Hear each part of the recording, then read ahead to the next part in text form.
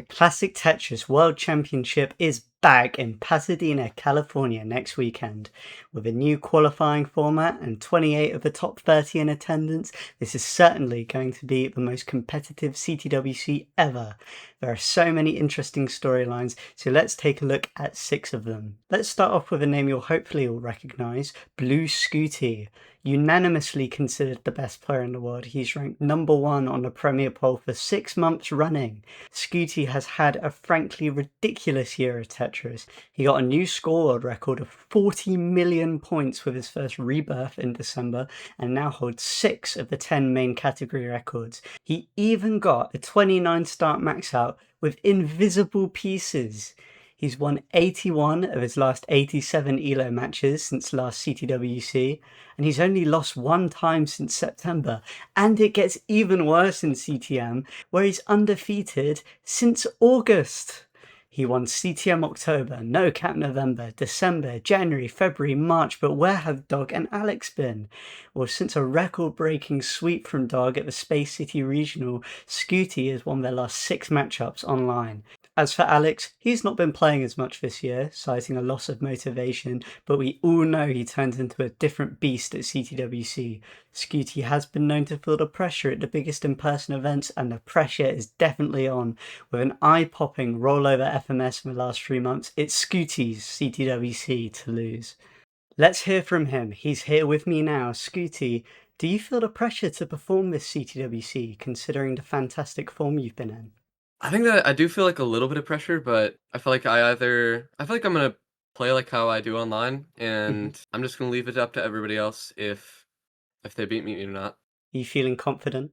I'm feeling pretty confident. I've had a good past few days of playing, and I think that I can put on a show at least. I think that's my goal. Yeah. You took a break from CTM in April. How do you think this has affected your gameplay? It negatively affected it for probably a week, and then I think I'm like right back to where I was. So yeah, I don't think it really affected me long term really that much at all. I think it was honestly just good to get that break in there.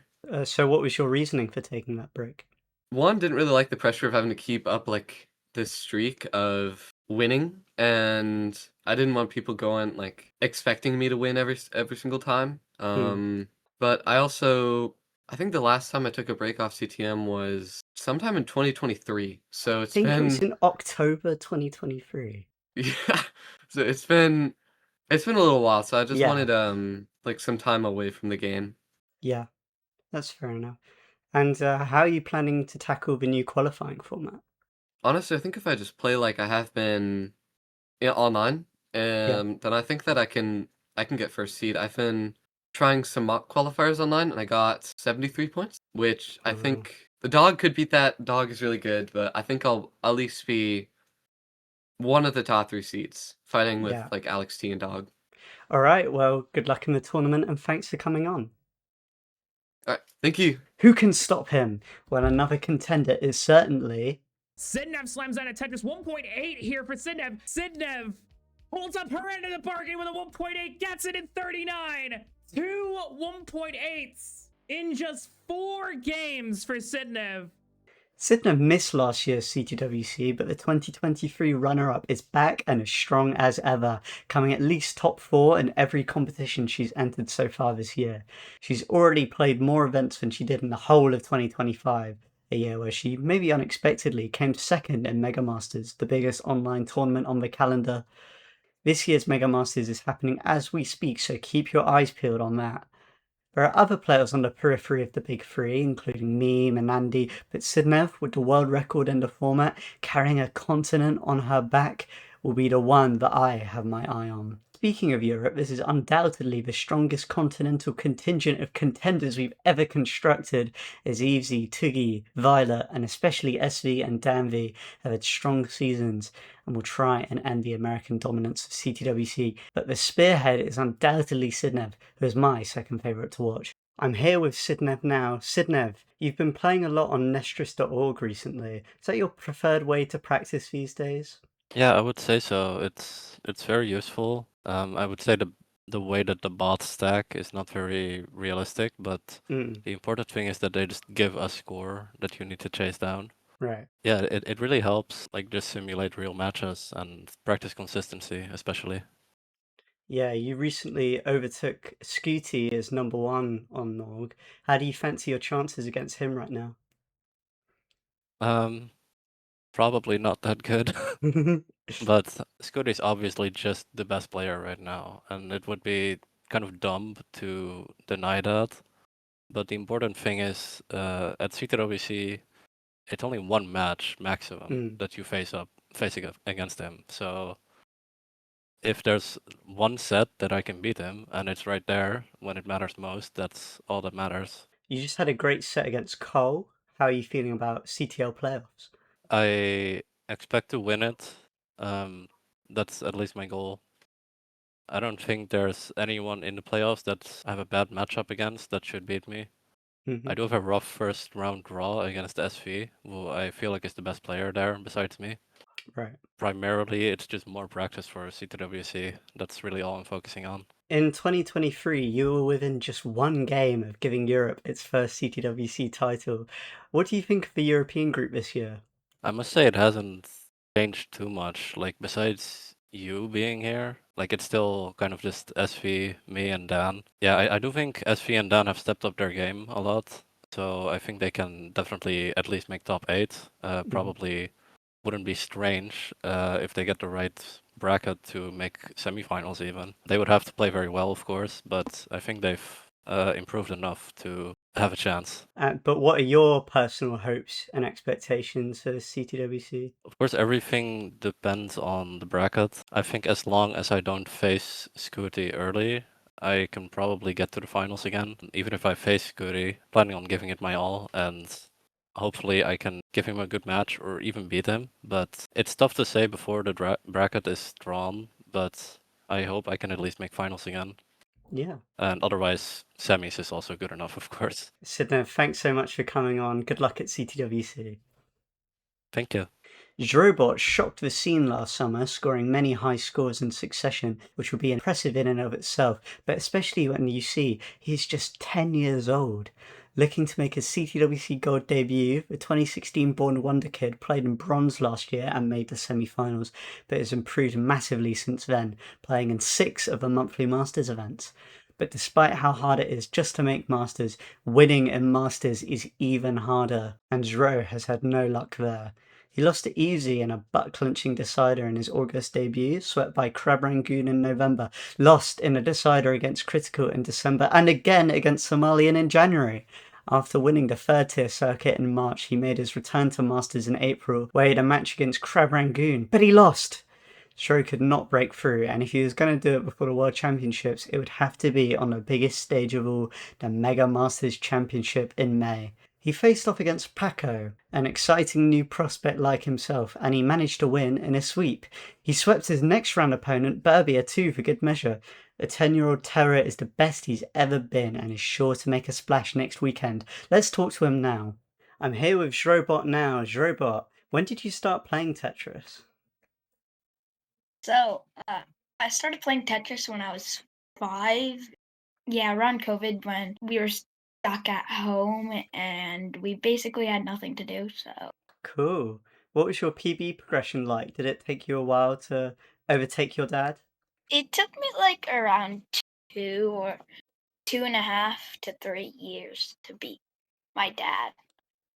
Mm, I think you were starting to beat me within like a year and a half, Um, or within 2 years. yeah. yeah, within 2 years. So, why Tetris? Because my mom like told us that she's the best at Tetris in the house, and then my dad had a CRT and Tetris, so we just started playing, and I loved Tetris. So, how did you learn rolling?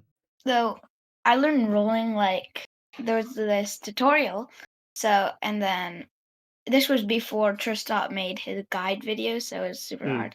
Like for me to learn, and then I wasn't quite getting it, so it took me like a couple hours, and then when I finally figured it out, that was like 3 months. It took me like 3 months to 6. So, you recently had some good Mega Masters sets. How are you feeling about your Tetris gameplay at the moment and your chances at CTWC? great. I mean, I did sweep Burby and Paco, which felt good. I lost to Guafi. I just feel like I wasn't playing that good against Guafi because my mental. Mm.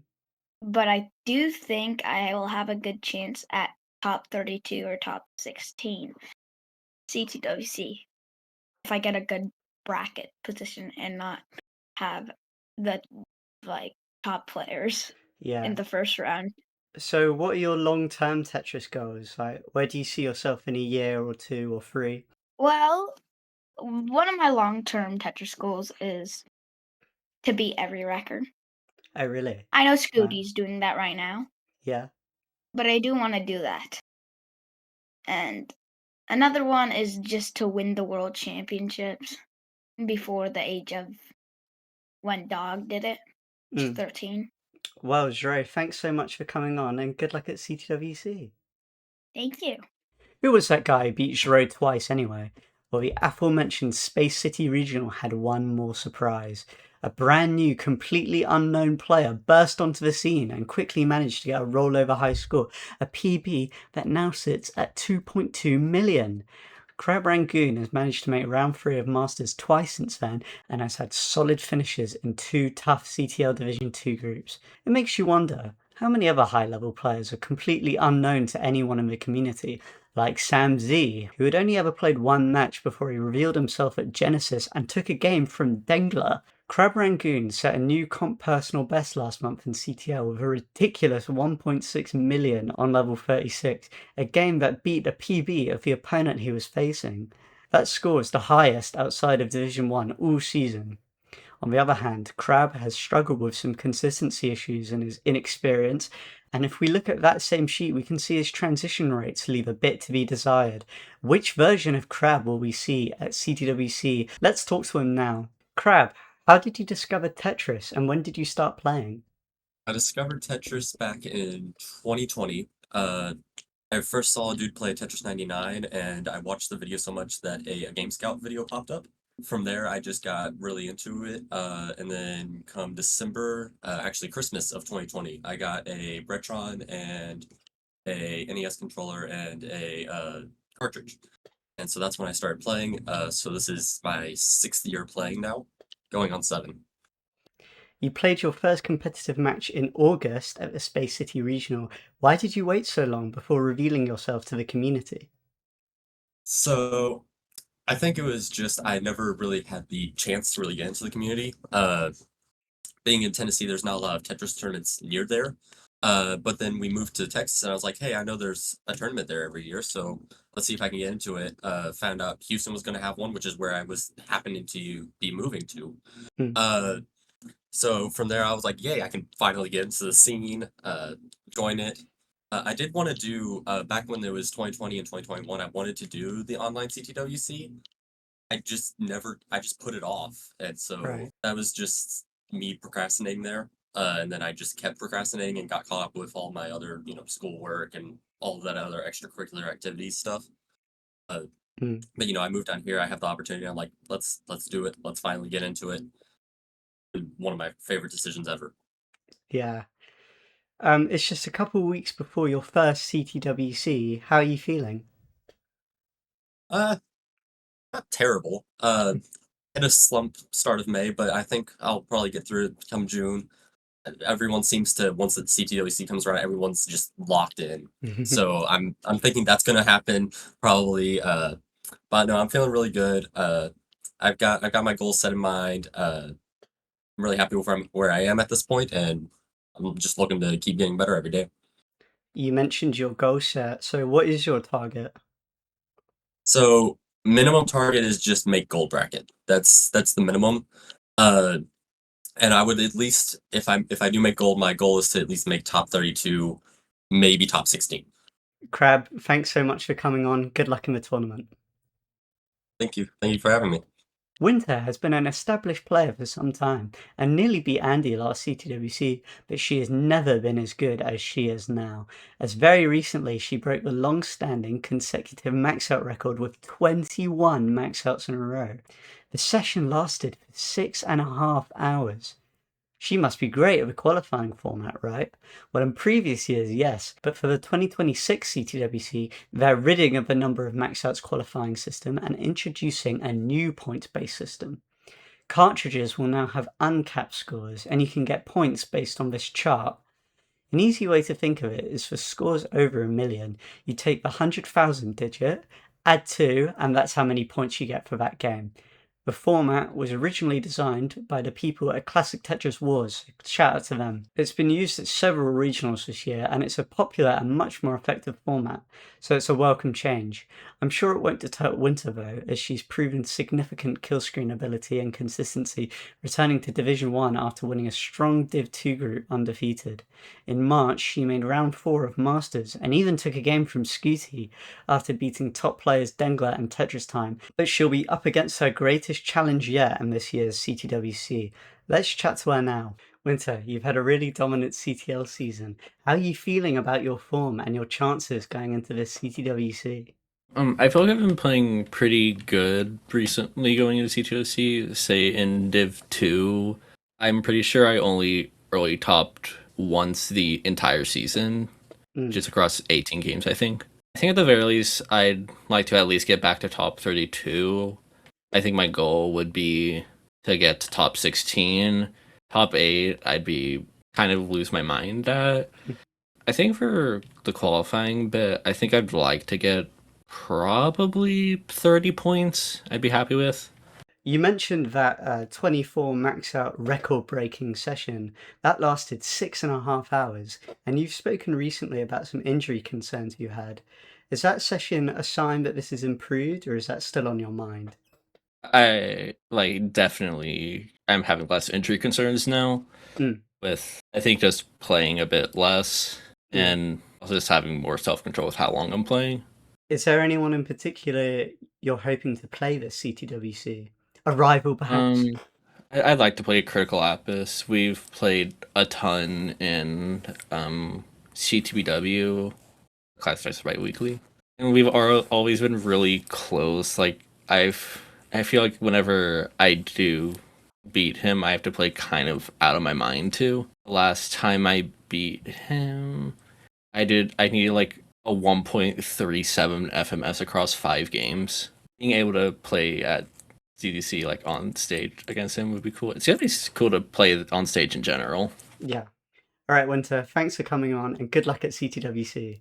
Thank you, and I suppose good luck to you too. There are so many great players at this CTWC, so I'd like to give an honourable mention to Paco, Silly Shark and Kay Lovelace, who are all people who have improved massively since last CTWC and will be making their debut. And I'd also like to shout out Guafi, Cobra and Tetris Time, who are some more established top players, but also people who have improved loads in the last year. I had to save the best till last. We've gone through debutantes, top players and exciting recent rises, but what if there was someone who was all three? Well, it would have to be Critical Lapis, a player who made his competitive debut in late 2024. Critical started turning heads in July when he demolished his CTL Div 2 group to make the top division, and after surviving a relegation scare in his first season in the top flight, he went off to make playoffs in season 32. One season later, he has come joint first in his CTL group. He then turned his sights to Mega Masters, where in a round 3 match against Evesy, he smashed down scores of 1.5, 1.6, 1.5, and then 1.757 to win the set in dominant fashion. In a Masters event in 2026, which contains all and only the best players in the world, that's a 91st percentile game, then a 94th percentile game, then an 88th percentile game, and then a 98th percentile game. Over 1 million points more than his opponent, who herself is a top 25 player in the world. His streak continued into his next match against Alex T, where he got a 1.6 in game 1, but lost and unfortunately petered out after that. Nevertheless, he's been making the best of the best sweat, as besides from that set against Alex, he took Dog to a decider in March and Neko to a decider in April. In my personal opinion, he's the strongest debutant since Scooty in 2023, and some analysts have him as high as 7th in the world. And yes, you guessed it, with Critical on the line. Critical, you just finished a great season of CTL. How are you feeling about playoffs? Okay, so I'm overall happy with how I played in CTL. My only loss was to Neko, which like game five was like one of my favorite games I've ever played, even if I Oh yeah. lost because it was double rollover. So I'm not too sad about that. However, my most recent game against Tetris Time, I think I definitely played a little below average, but I'm happy that I was able to have that game because I think my expectations of myself ended up being like a bit too high. Like I was expecting myself to get like, oh, you're gonna get you just because I had just had this really well, I just had this really good set against you. I got Yeah. like I got like back four back 1.5 into 39, which is like by far the best I've ever played in comp. Mm, So I was like, I should do that again against Tetris Time. And then when yeah. I wasn't getting that again, I started to get like a little in my head. But, I'm happy that I was able to have that game so that for these playoffs, I'm able to go in the mindset. I'm just trying to like try my best, like not having any expectations for myself, but trying my best. Yeah. And in terms of how I'll do, my first round's against Cole, which I thought would not be scary, but then I watched his set against Sidnev where he got like two rollovers and a 1.5 and kind of got me a little scared, I'm not gonna lie, Hmm. but that should be Yeah. a that should be a really good set against SV. I have a good amount of history against him. I won Yeah. against him this season, but he got it over me in CTM, so we're gonna see how that goes. And then against Sidnev, I'm not sure if I've ever played them in competition, so that's gonna be interesting. I hope they don't triple 1.8 on me. And then on the other side of bracket, Neko, it would be Yeah. fun to see Neko in grand finals definitely just to Yeah. try The to rematch. avenge my loss in CTL. So that's what I'm looking forward to in playoffs. Just to try to play my best, I guess. Yeah, you took Neko to a decider. You took Dog to a decider in March. hmm Do you think you're ready to compete against the very best? I wouldn't be so confident or to say Mm, like I'm already on their level and stuff like that. But I think that if I am able to keep a cool head and just try to play my best, I can hopefully at least give them a run for their money. And if they underestimate me, maybe I can even beat them, you know? nice. When I talked to Winter, she mentioned you and CTBW. Do you think there's a rivalry between you there? A little bit, I'd say, yeah, because if you don't know, CTVW is a Classic Tetris biweekly. I was there. It was like my first ever experience in competition, even though it's not for ELO. Mm, And me and Winter were respectfully by far probably like the best players that were there. And so it ended up being that we would face each other in the finals often. And right now, we like as we keep playing and getting better, we each have won, what's the number? Like eight classic 9. Tetris bi-weeklies each? Is it nine? I think Nine it's 9. each? So yeah, I'd say that there's definitely a good rivalry between me and Winter. I'd love to be able to play them in a in like an ELO setting sometime. Yeah. Maybe even like in CTWC, that would be a really interesting match. You mentioned your Mega Masters performance. Just take me through that tournament for you.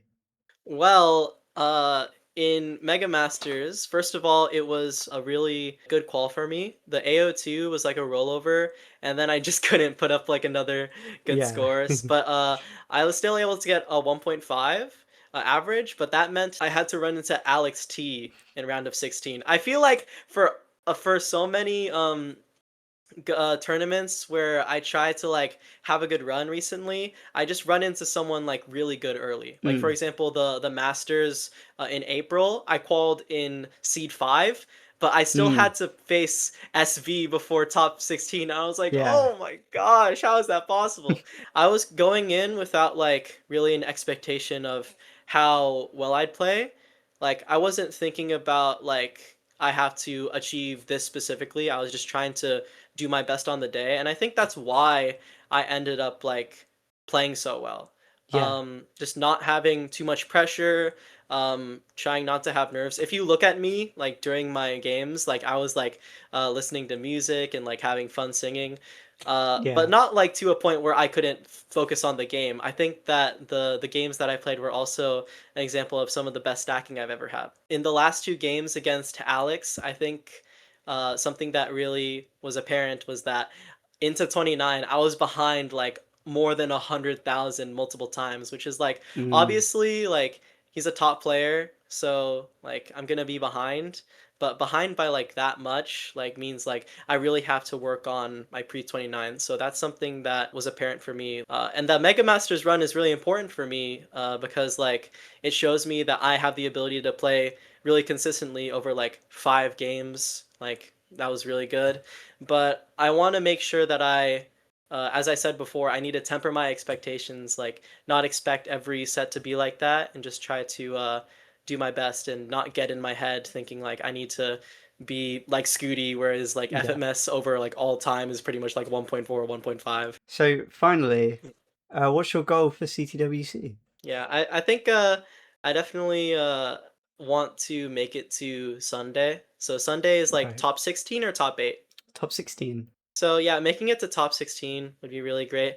I'm hoping to qual well so that I don't Yeah. have to fight like someone crazy good. Like I think the 40s to 50s range I'm imagining is going to be like top 13 or 12 Mm, seeds, but like a lot of people can just like, turn it on in quals sometimes. But yeah, I also just want to make sure that I have fun there, you know? yeah. I want to be able to meet so many people that like I have never seen before. I want to make the most of my first CTWC and hopefully make a big mark.